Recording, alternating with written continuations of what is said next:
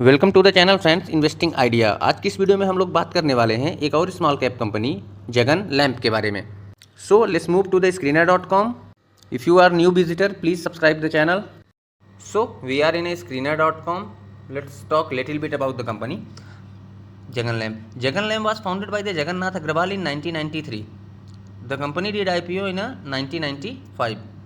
Company Jagannath Agarwal के द्वारा 1993 में बनाई गई थी, जिसका आईपीओ 1995 में आया था।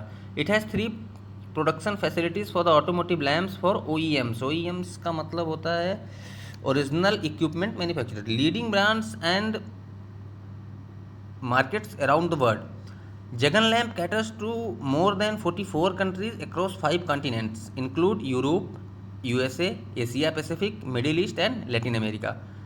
ये 44 देशों के मतलब 5 कॉन्टिनेंटल के 44 देशों को ये माल सप्लाई करते हैं। They also produce halogen bulbs for Fentox in Iran. In India they have headquarters in Kundli Haryana. Kundli Haryana में इनका हेडक्वार्टर है near to New Delhi. Now key points which is important, ये एक्चुअली वेबसाइट में मेंशन है सारी चीज़ें, आपको थोड़ा सा वेबसाइट विजिट करनी भी चाहिए, हम थोड़ा सा लास्ट में देखेंगे भी। Products, they have 2 products on their portfolio, halogen lamps and signalling lamp. Halogen lamp जो लैम्प्स होते हैं, जो टेल लैम्प जो पीछे लगते हैं या आगे हाइलोजन को गाड़ियों वगैरह में, और सिग्नलिंग लैम्प ये इंडिकेटर्स को सिग्नलिंग लैम्प कहते हैं। इनके client, some of their domestic clients include Maruti Suzuki, Volvo, Scott, S and TVS, Royal Enfield, ETC. By the way ये जो भी कंपनीज दिख रही हैं इन्वेस्टमेंट पर्पज़ के लिए ऑलमोस्ट ही सारी की सारी अच्छी ही हैं, मतलब ये अच्छी कंपनी इनके क्लाइंट हैं। रेवेन्यू, ये थोड़ा सा मुझे बहुत अच्छा लगा है कि manufacturing auto bulbs and halogen lamps, इनका जो रेवेन्यू है स्पेसिफिक इनके जो काम है उसी से आ रहा है। ऐसा नहीं है कि ये मतलब कंपनी बना बल्ब रही है और पैसे नाच गा के कमा रही है ना, ये थोड़ा सा सही लगता है मुझे।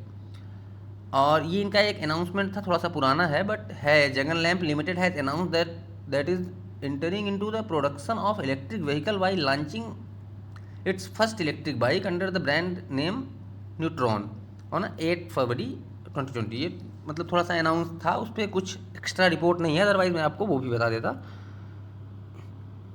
नो मार्केट कैप 40 करोड़ का market cap, that mean company बहुत ही छोटी है।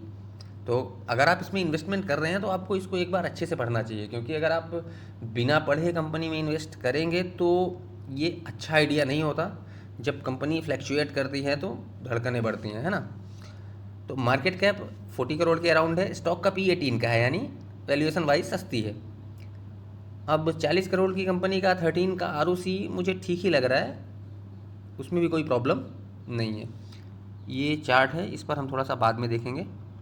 नाउ हम देख लेते हैं quarterly result. Actually quarterly result ये प्रॉपर देख नहीं सकते, क्योंकि सिचुएशन जो थी वो हम सबको पता है कि उतना सही नहीं था।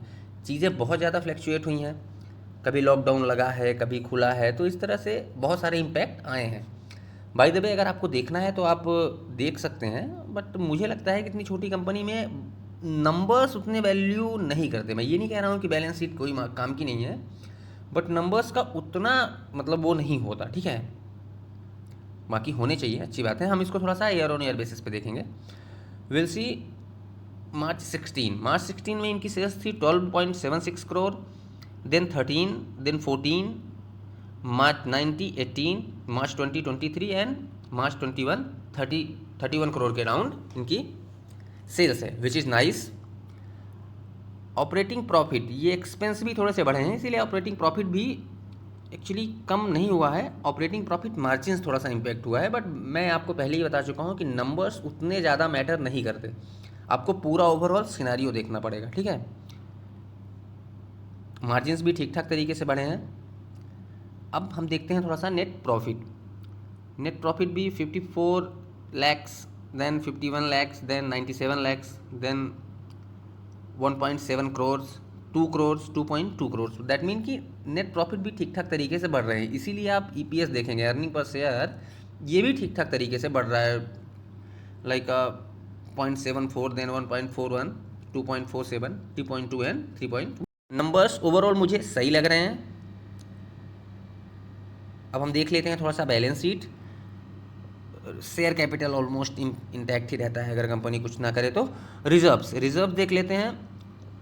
मार्च 16 में 8.8, then 9.4, then 9.9, then 10.9, 12 crores, then 14 crores. अब इसके अगेंस्ट में अगर हम बोरोइंग्स देखें यानी कर्जा, वो एक्चुअली मार्च 18 में थोड़ा सा ज़्यादा था 3 करोड़ के अराउंड, उसके बाद कंपनी ने कम किया है, लेकिन कम मार्च 19 में करने के बाद मार्च 20 में भी बढ़ा है और मार्च 21 में भी बढ़ा है। बट ये बोरोइंग्स उतना इम्पैक्टेबल नहीं है, जस्ट बिकॉज कि अब समझिए अगर आपके पास 15 रुपये जेब में है और आपके ऊपर 2 रुपये का कर्जा है तो उसका कोई मतलब ही नहीं बनता, आप जब चाहें दे सकते हैं। तो ये ऑलमोस्ट डेट फ्री है।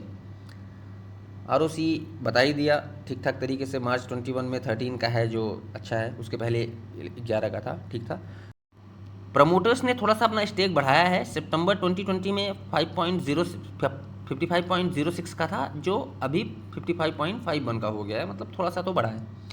अगर हम इनके पब्लिक इन्वेस्टर्स को देख लें तो होंगे बहुत, लेकिन जिनका 1% से कम की इन्वेस्टमेंट होती है उनका ऑलमोस्ट शायद दिखाता नहीं। अब कोई खास इन्वेस्टर मुझे इसमें दिख नहीं रहे, बट ठीक है। कंपनी ने कुछ अनाउंसमेंट किया था, हम उसके बारे में थोड़ा सा देख लेते हैं। उसके लिए हमको विजिट करना होगा BSE की वेबसाइट पे। So let's see.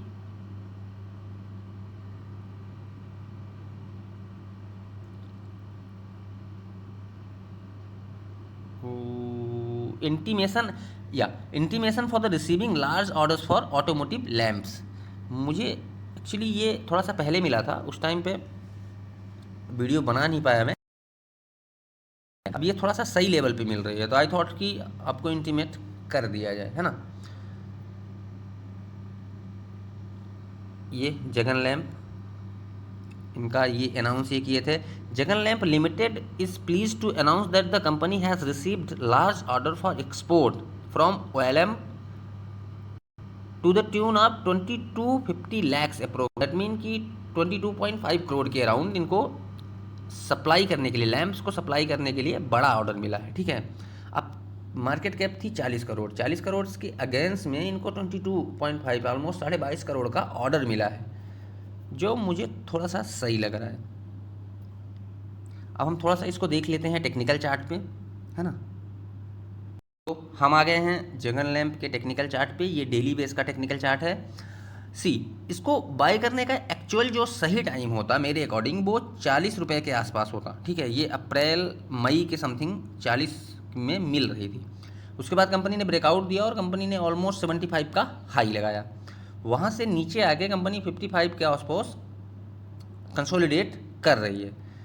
अगर आपको इसे बाई करना है तो सबसे पहले तो आप कंपनी पढ़िए, आपको कंपनी पसंद आनी चाहिए। मेरी तरफ से ये कोई रिकमेंडेशन नहीं है, आपको पढ़ना चाहिए।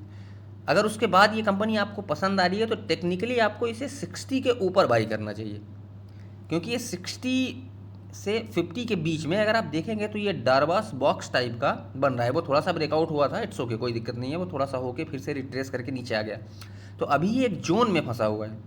जब ये 60 को ब्रेक करेगा तो ये इसमें मतलब ये लगेगा कि हाँ ये कंपनी अब ऊपर जा रही है। तो अगर आपको इन्वेस्ट करना है तो आपको इसमें 60 के ऊपर ही इन्वेस्ट करना चाहिए। बाकी सबसे पहले आपको कंपनी पढ़नी चाहिए और सबसे ज़्यादा ज़रूरी है आपको कंपनी पसंद आनी चाहिए। क्योंकि अगर आप कंपनी के बारे में जानेंगे नहीं और कंपनी आपको पसंद नहीं आएगी तो आज नहीं तो कल कंपनी नीचे आएगी, और जब नीचे आएगी तो फिर आप इसे होल्ड नहीं कर पाएंगे। और आप छोटी कंपनी खरीद के अगर आप उसे होल्ड नहीं कर पा रहे हैं तो उसका कोई मतलब ही नहीं है ना। चलिए, वीडियो अच्छा लगा हो तो प्लीज़ वीडियो को लाइक करें। Thanks for watching, thank you.